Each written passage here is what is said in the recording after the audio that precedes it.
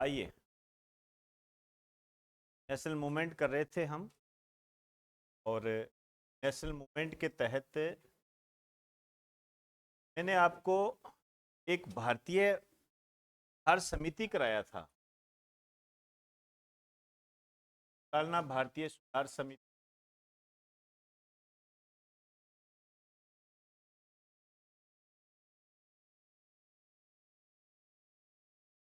भारतीय सुधार समिति कराया था ना 1887 में दादा भाई नौरोजी ने स्थापना की।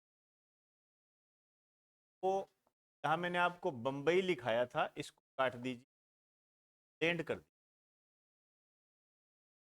बंबई की जगह इंग्लैंड कर दीजिए।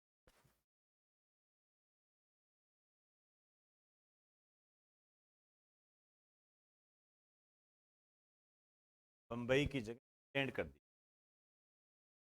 ठीक, चलिए अब स्टार्ट करते हैं। अपने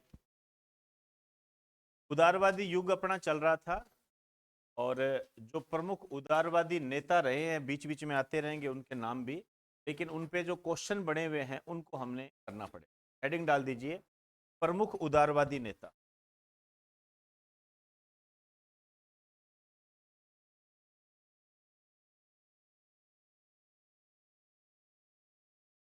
प्रमुख उदारवादी।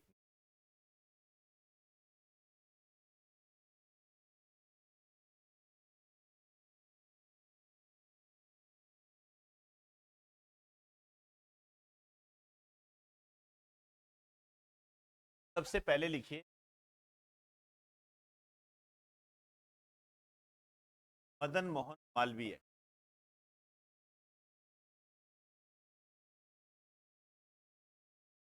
मदन मोहन मालवीय है, उपाधि प्राप्त थी महामना की। महामना की उपाधि प्राप्त थी इन्हें। इन्हें जो महामना की उपाधि दी गई,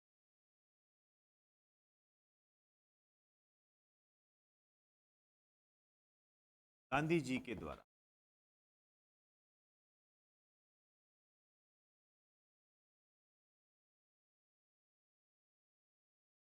गांधी जी ने इनको उपाधि दी थी ये।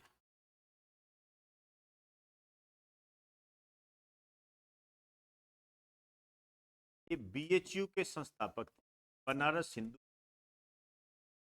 याद कीजिए, संबंध में आपको बताया था कि है इसकी जड़ थी वो सेंट्रल हिंदू कॉलेज। स्थापना एनी बेसेंट ने की। 1916 में मदन मोहन मालवीय ने बीएचयू में कन्वर्ट कर दिया।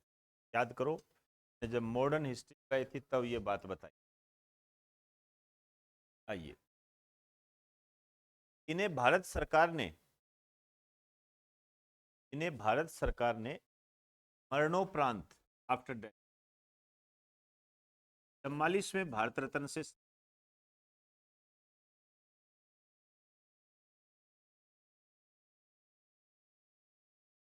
भारत सरकार ने मरणोपरांत, आफ्टर डेथ, 44वें भारत रत्न से सम्मानित।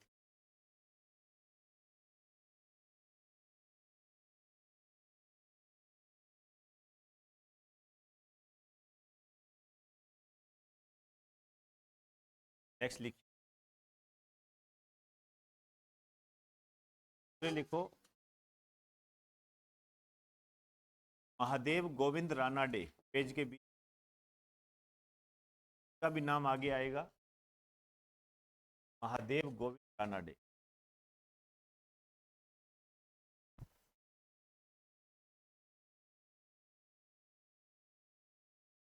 एक तो इनका निकनेम पता होना चाहिए। एक इन्होंने एक संस्था की स्थापना की थी,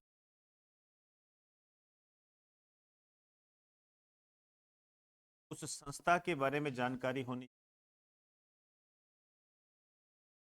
और इनका एक स्टेटमेंट भी इंपॉर्टेंट।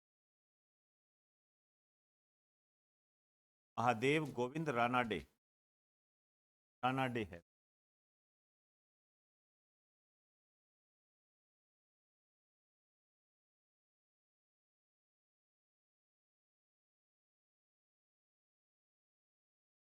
जो महादेव गोविंद रानाडे हैं, इन्हें कहा जाता है महाराष्ट्र का सुकरात। महाराष्ट्र का सुकरात कहा जाता है इन्हें। सुकरात क्या है? एक दार्शनिक फिलोसफर, उनसे इनकी क्या है तुलना की गई, पूछ लिया जाता है महाराष्ट्र के सुकरात के नाम से महादेव। एक इन्होंने एक संस्था की स्थापना की थी, क्रांतिकारी संस्था के रूप में, का नाम था पूना सार्वजनिक सभा।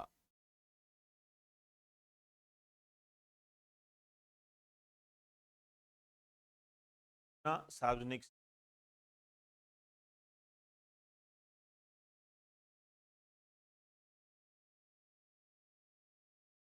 सार्वजनिक,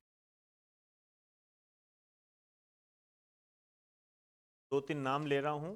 पूना सार्वजनिक सभा, अभिनव भारत, मित्र मेला संघ, तीन संस्था की मित्र मेला संघ, अभिनव भारत एक दूसरे के रूपांतरित, को आगे चलकर मैं आपको बता, लेकिन इन पे क्वेश्चन अलग अलग बने।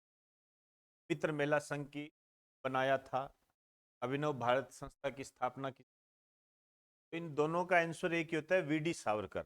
आगे जब अपने उग्रवादी करण करेंगे तब हम उसमें बात करेंगे। एक ये है का तीसरा भाई, पूना सार्वजनिक सभा की स्थापना की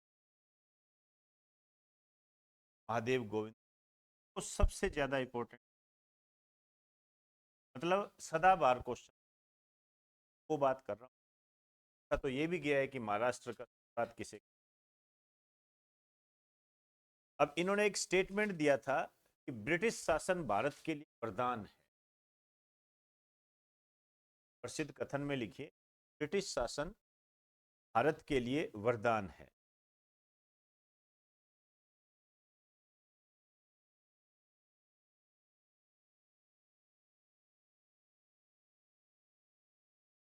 शासन भारत के लिए वरदान है।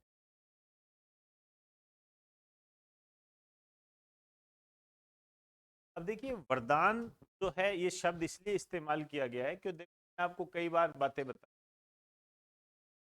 यदि हम भावनात्मक रूप से बंधकर बात करें तो देखिए हम इसको गलत ही कहेंगे कि ये तो गलत ही था, हम उसके भावनात्मक रूप से।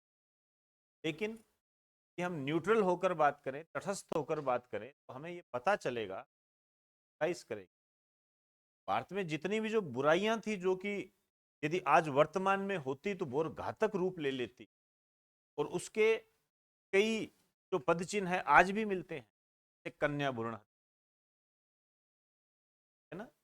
इन सबको रोकने का जो प्रयास किया था, बाकायदा कानून बनाकर अंग्रेजों ने, सती प्रथा को दंडनीय अपराध घोषित करने वाला अंग्रेज, नरबली प्रथा, ये जो इतनी घातक, जो विधवा पुनः विवाह को लागू करना, आप सोचिए हमारे समाज में विधवा का पुनः विवाह करना एक पाप माना जाता था। इस तरीके का यदि चित्रण आपको देखना है तो एक राज कपूर प्रेम रोग है, प्रेम रोग, उसमें आपको मिल, अपनी ही पुत्री को उनको एक अलग ही जगह देनी पड़ती है, उसके लिए भोजन अलग बनता है, एक कपड़े अलग होते हैं, वो वही पहन सकती है और पहन नहीं सकती हो, क्या आपको उसमें चित्रण मिलेगा। इन सबको जो दूर किया था उस अंग्रेजों का योगदान। अब आप सोचिए यदि ये प्रथाएं आज होती तो क्या होता, सती प्रथा आज होती तो क्या होता ना। तो इस संबंध में सोचने का प्रयास करें, भावनात्मक रूप से सोचो, मेरी बात गलत लगेगी, की बात भी गलत, भावनात्मक में, भावना में बहकर कहो। वैसे यदि आप एनालाइज करो तो आपको थोड़ा सा ये बात सही लगेगी, ब्रिटिश शासन भारत के लिए, हालांकि नेगेटिव पॉइंट भी इसके बहुत सारे थे, लेकिन हम पॉजिटिव की बात करें अभी, वरदान कैसे, जैसे हम पढ़ते हैं जनसंख्या वरदान है और जनसंख्या अभिशाप है, यही दोनों ही बातें सही है ना। अभिशाप भी है, वरदान भी है, दोनों के अपने अलग अलग एंगल हो, तो अपने सोचने समझने का जो दायरा है ना वो थोड़ा विस्तार दो, और सोचना जो होता है ना हमेशा तटस्थ होता है, भावनात्मक कभी नहीं होता, तो ये ध्यान रखना सबसे इंपॉर्टेंट। अब आ जाइए तीसरे लिख, गोपाल कृष्ण गोखले।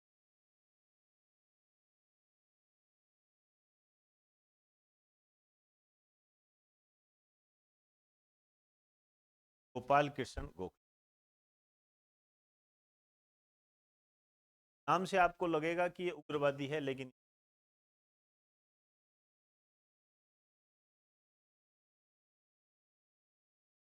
कहते हैं आधुनिक भारत का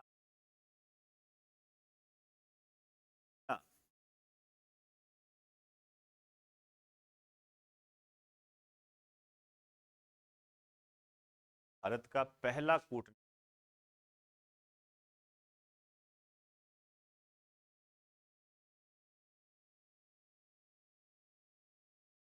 चाणक्य की तरफ मत चले, आगे अब मैं आपको एक लाइन लिखा हूं। आधुनिक भारत का चाणक्य, आधुनिक भारत का चाणक्य बाल गंगाधर तिलक को कहा जाता है। चाणक्य को कूटनीतिक के रूप में इतिहास जानते हैं। मत हो। आधुनिक भारत का पहला कूटनीतिक, नीचे एक लाइन लिख दी। British newspaper, British newspaper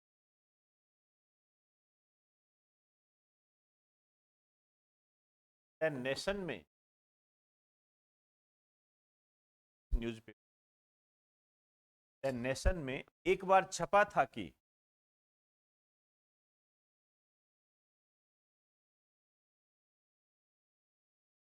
the nation में एक बार छपा था कि ब्रिटेन में भी, ब्रिटेन में भी गोखले से बड़ा,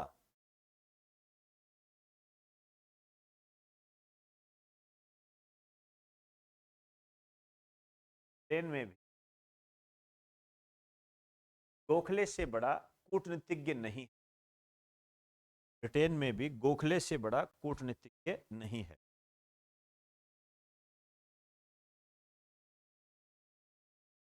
अब देखो, जो ब्रिटिश लेखक होते थे उन्हें क्या कहते थे? इस लेखकों के अनुसार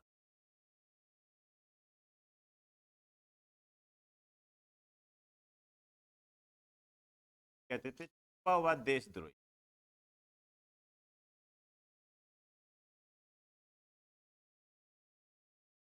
सॉरी, छुपा हुआ देशद्रोही।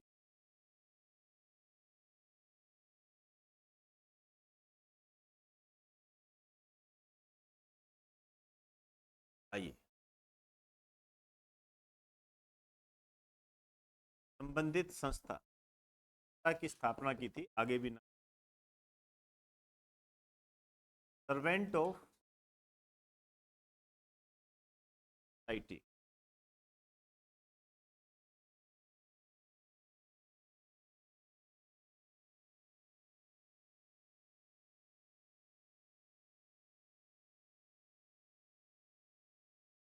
सर्वेंट ऑफ भारतीय समाज के सेवक।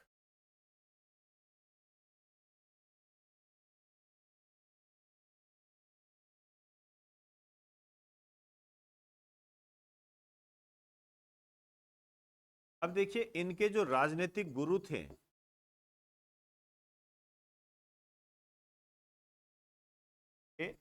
महादेव गोविंद,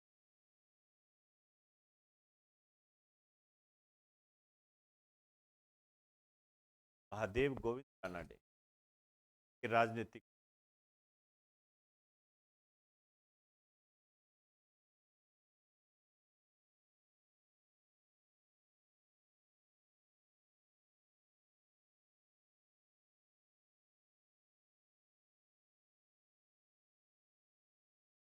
आगे चलकर हम पढ़ेंगे महात्मा गांधी के राजनीतिक गुरु गोपाल कृष्ण, आगे भी पढ़ेंगे,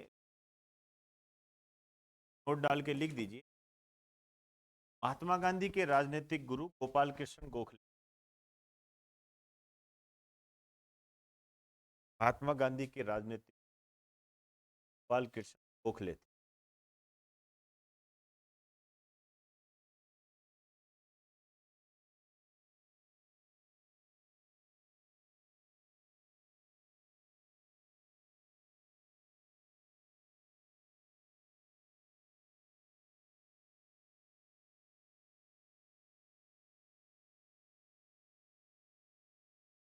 लिखिए।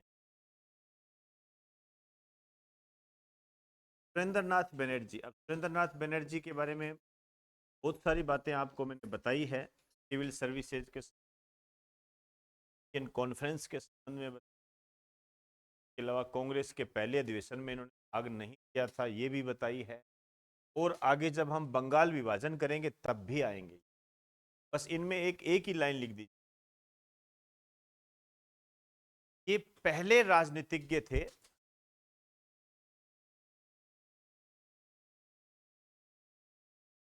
या ऐसे लिखो, राजनीतिज्ञ पहले भारतीय, ऐसी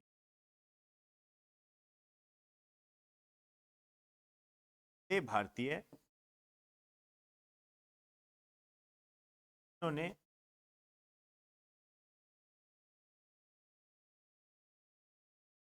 राजनीतिक सुधारों को लेकर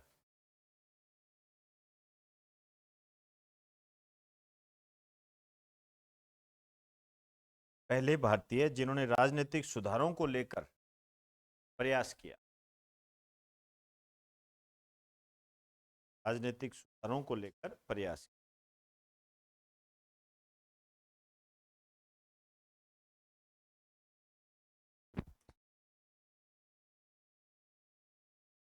पांचवें लिखो, दादा भाई नौरोजी।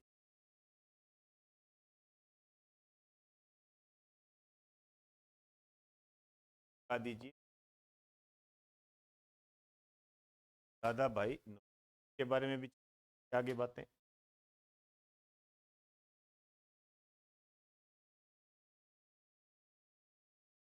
इनका जो निक नेम है कहा जाता है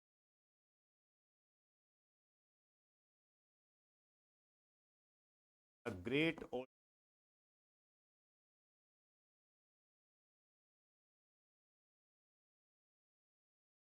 the great old man of India, Bharat का महान वृद्ध पुरुष।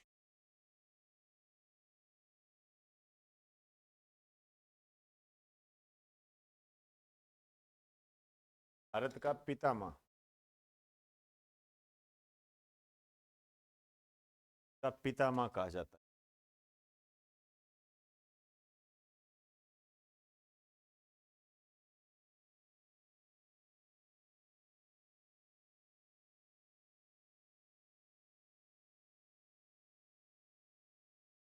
संबंधित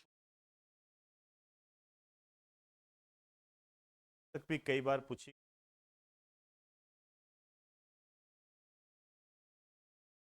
पॉवर्टी,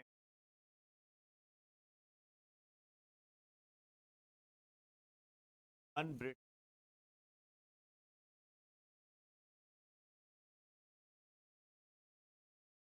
पॉवर्टी फुल इन, किताब बहुत महत्वपूर्ण है, लेकिन इसकी पूरी डिटेल अपने इकोनॉमिक्स में भी करते हैं। इस जब आएगी तब आपको बता।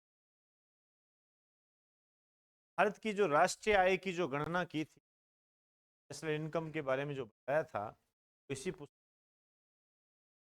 पॉवर्टी, इसके अंदर अब यहाँ कोई बात करने की आवश्यकता, मैगजीन निकालते थे, पत्रिका, ट्रस्ट गोफ्तार,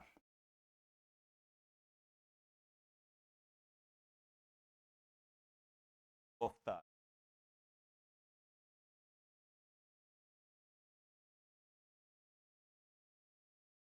ट्रस्ट गो नाम इंग्लिश, वास्तव में मूल भाषा थी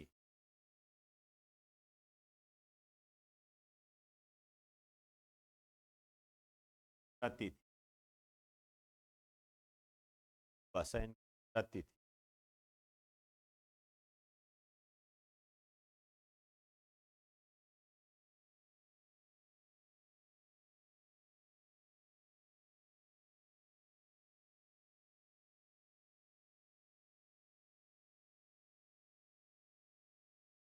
भारत की राष्ट्रीय आय, नेशनल इनकम,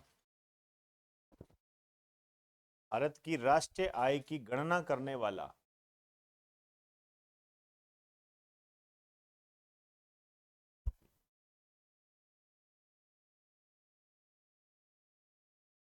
भारत की राष्ट्रीय आय की गणना करने वाला पहला भारतीय।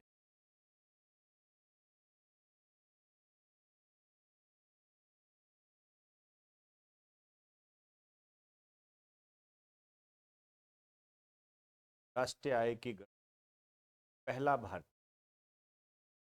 बहुत अच्छा क्वेश्चन। डायरेक्ट में लिख दो, इन्होंने इस समय भारत की राष्ट्रीय आय 200 रुपए बताई।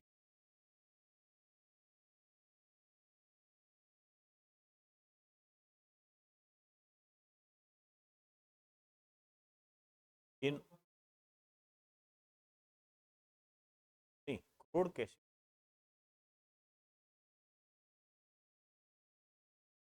भारत की राष्ट्रीय आय, एक तो जो 20 रुपए लिख दीजिए। इन्होंने भारत की प्रति व्यक्ति आय, ऐसे भारत की प्रति व्यक्ति पर कैपिटा इनकम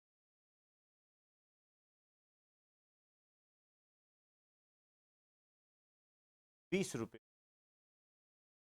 ये जो प्रति व्यक्ति आय जो होती है ना, ये क्या है? वार्षिक होती है। 20 रुपए बताइए। चलो डिटेल इसकी अपने बाद में करेंगे, यहाँ नहीं तो हम बेमतलब में उलझ जाएंगे। आइए,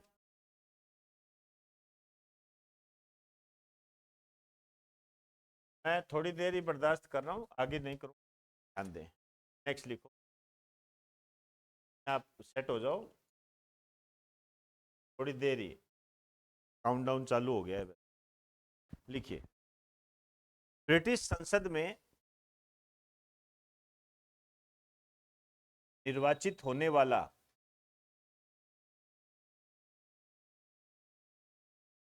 ब्रिटिश संसद में निर्वाचित होने वाला पहला भारतीय।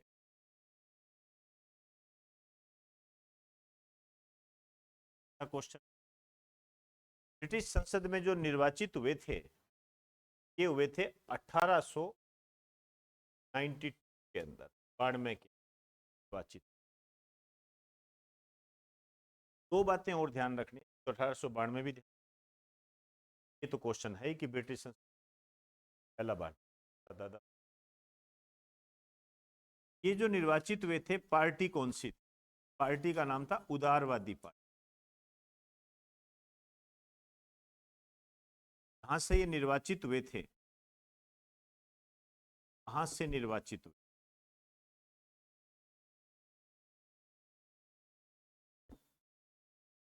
ब्रिटेन का एक स्थान है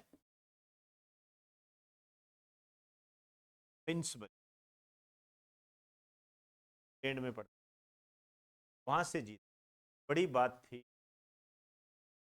भारतीय है, ब्रिटेन में जाकर निर्वाचित हुआ।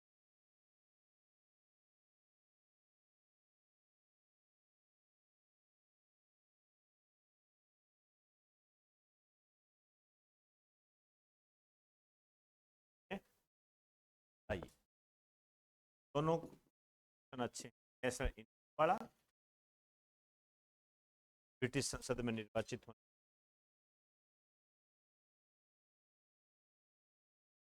विशेष में पहला लिखिए, पहले भारतीय जो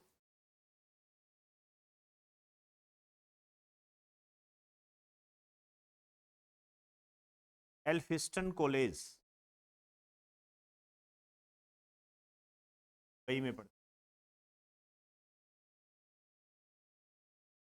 भारतीय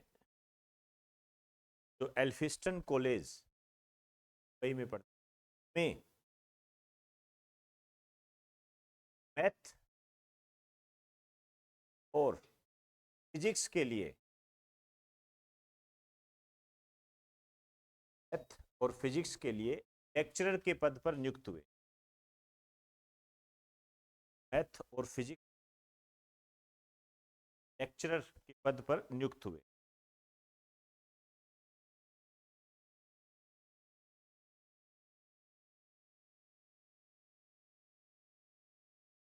पहले भारतीय जो एल्फिस्टन कॉलेज बंबई में मैथ और फिजिक्स के लिए लेक्चरर व्याख्याता पद पर नियुक्त। केस में दूसरा लिखिए,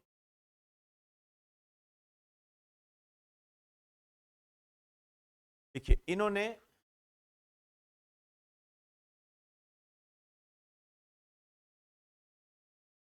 यूनिवर्सिटी कॉलेज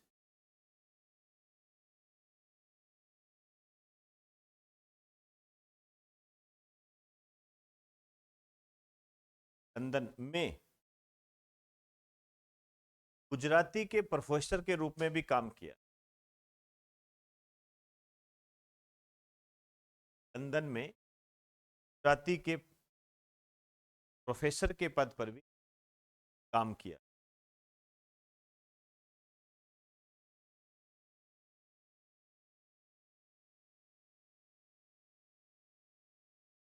लिखो, बंबई में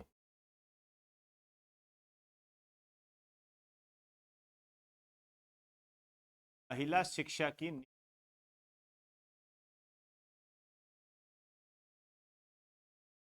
मतलब महिलाओं की शिक्षा के लिए भी काम किया।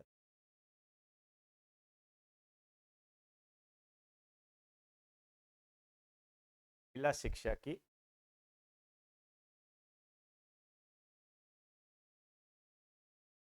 इसी के साथ आपका ये पहला चरण है उदारवादी युग कंप्लीट होता बन सकता तक आगे, लेकिन इसका जुड़ाव आपको दूसरे चरण में